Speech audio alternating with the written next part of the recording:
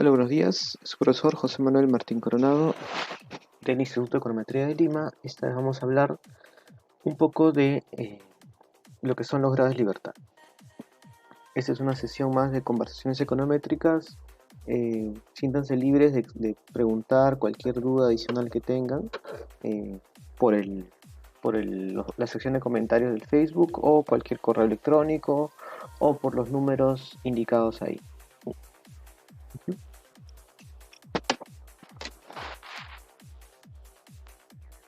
Correcto.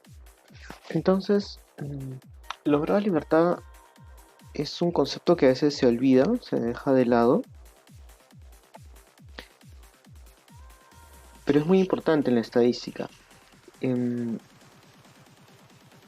¿Por qué se deja de lado? Porque lamentablemente a veces solemos confundir lo que es la existencia de una base de datos con la existencia de una tabla de datos. No sé si me dejo entender. Hay datos que las entidades o alguna consultora reporta, ¿no? Consolida en una tabla y lo reporta.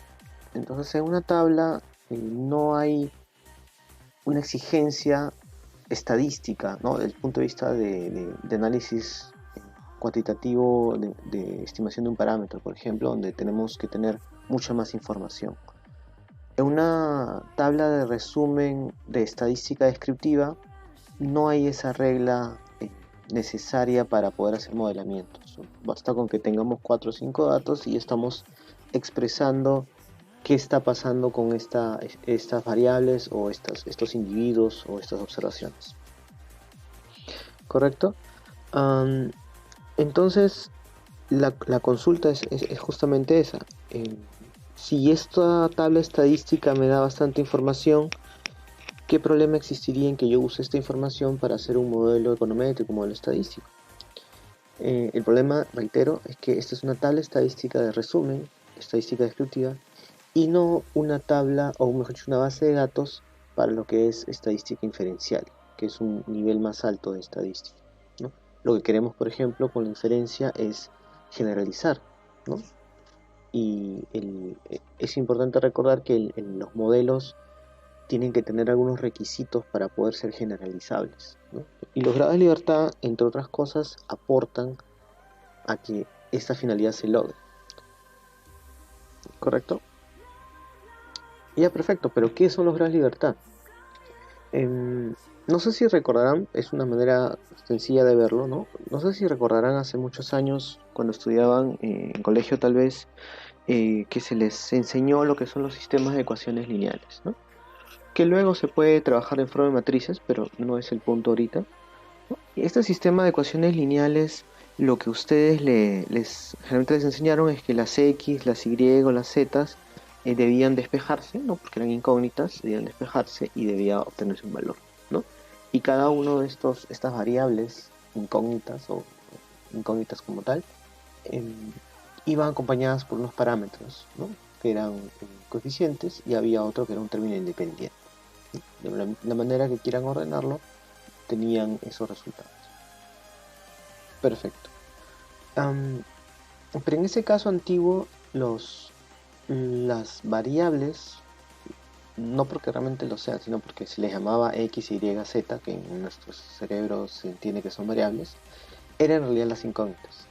En el caso nuestro ahora de econometría, X, Y, Z van a ser las variables, pero no van a ser incógnitas, van a ser datos que nosotros tenemos recopilados de esa base de datos. Y los coeficientes van a ser en realidad las incógnitas de nuestros modelos y los valores que tenemos que hallar. Entonces los grados de libertad cumplen una finalidad muy parecida a la famosa regla, ¿no? De si tenemos tantas ecuaciones como incógnitas, o si tenemos más ecuaciones que incógnitas, o si tenemos menos ecuaciones que incógnitas.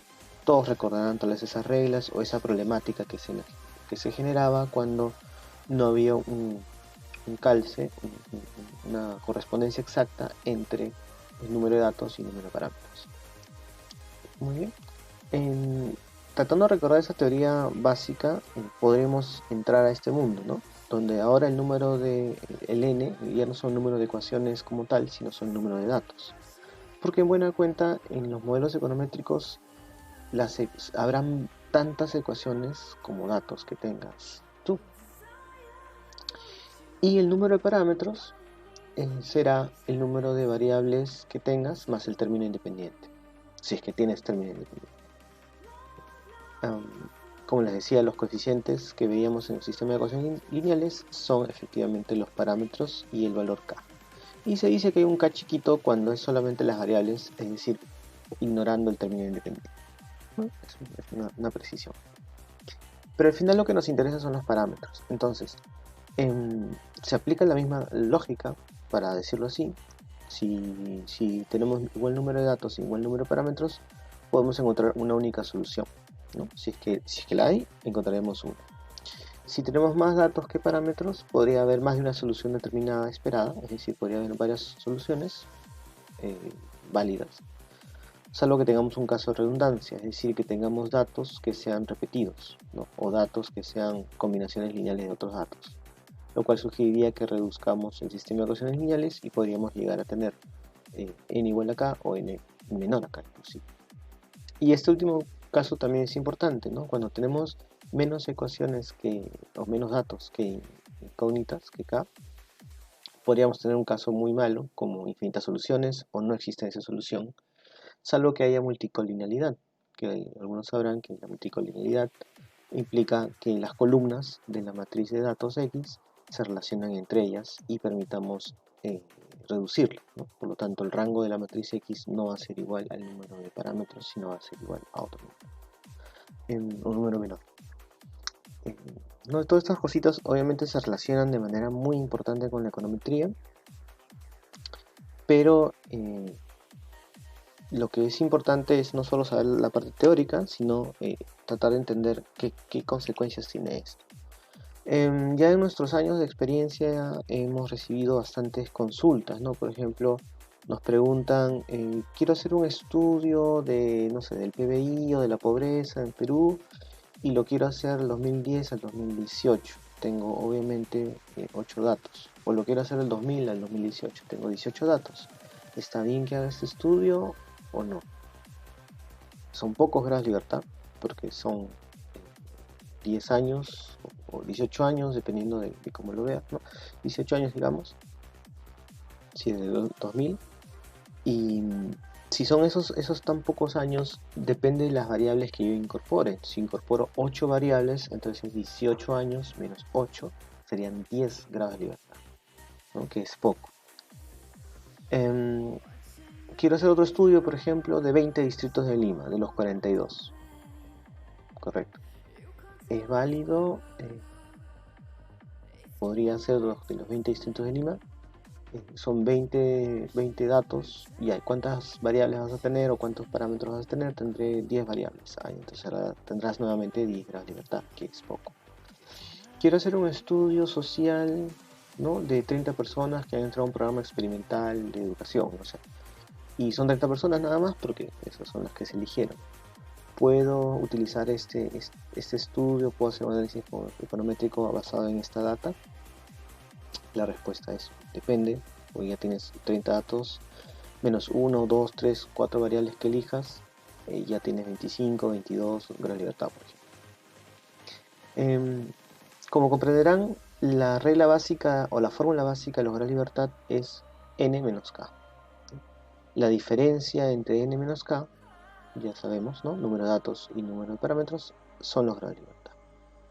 Algunos modelos estadísticos permiten, por ejemplo, 4 grados de libertad. El estadístico básicamente aguanta lo que ustedes le den, ¿no? O sea, a partir de cierto mínimo ya te dice, no puedo hacerlo. El programa te dice, me niego a hacer este cálculo. Pero el que no se niegue a hacer el cálculo no quiere decir que esté bien el cálculo, ¿no? En algunos programas les basta un grado de libertad o 2, ¿no? Y no te van a decir nada los programas. El modelo va a correr. Y esa es la parte donde a veces los alumnos no lo interpretan correctamente. Entonces, si el programa corre es que está bien. No es así. El programa no te va a decir si está bien o está mal. No te va a decir si son muy pocos grados de libertad a pesar de ser superiores al mínimo computable. No te va a decir eso el programa, lamentablemente. Hay unas reglas de oro, ¿no? Que dicen que deberías tener mínimo 12 grados de libertad. Hay otra regla de oro que sugiere que debería ser mínimo 30. Y si eres demasiado exigente con los datos, dependiendo un poco de la variabilidad o la fiabilidad de estos datos, pueden ser hasta 100 grados de libertad. Aunque esta última fórmula es bastante exigente. Em, a veces correspondería quedarse con esta de acá, no sé si el pointer me permite, creo que sí. Esta de 30. A veces convendría utilizar la regla de los 30. ¿Por qué? Porque si estamos usando mucho en los estadísticos, por ejemplo, teststudent, que es el que ustedes conocerán bastante, ¿no? Para, por ejemplo, calificar la significancia o no de los parámetros. El teststudent pues tiene una suerte de convergencia a la normal a partir de 30 datos, a 30 grados de libertad, para ser precisos. A partir de 30 grados de libertad puede haber una convergencia entre el teststudent y la normal, lo cual es bueno, porque si la distribución es normal, quiere decir que la mayor data va a estar concentrada en los valores medios del intervalo de confianza y no tanto en valores extremos, ¿no? O la curva, la distribución va a ser muchísimo mesocúrtica, va a poder ser simétrica, entre otras cosas. Sobre todo el tema de kurtosis, ¿no? Porque supuestamente la t-student también es simétrica. Correcto. Pueden ver cómo se relacionan todos los conceptos en estadística que iremos aprendiendo en el curso de econometría de cero. Y obviamente en los cursos de econometría 1 y 2 iremos aplicando estos conceptos. Si tienen alguna pregunta adicional, por favor no duden en escribirnos o llamarnos. Aquí estamos, tenemos el correo, el número de teléfono. Escríbanos y si quieren matricularse en los cursos, hoy día miércoles hoy día miércoles 4 de septiembre comenzamos un nuevo bloque a las 4 de la tarde. Y el día sábado también comenzarían bloques en sábado de turno tarde. Esta semana o la siguiente. Pero de todas maneras aprovechen para matricularse. Es un curso muy interesante del de econometría de cero y creo que les puede ser de muchísima ayuda para poder hacer investigaciones más válidas, ¿no? Porque, por ejemplo, omitir el tema de los grados de libertad podría generarles muchísimos problemas a la hora de mostrar estos resultados a terceros. Y con esto me despido, su profesor José Manuel Martín Coronado. Hasta la próxima.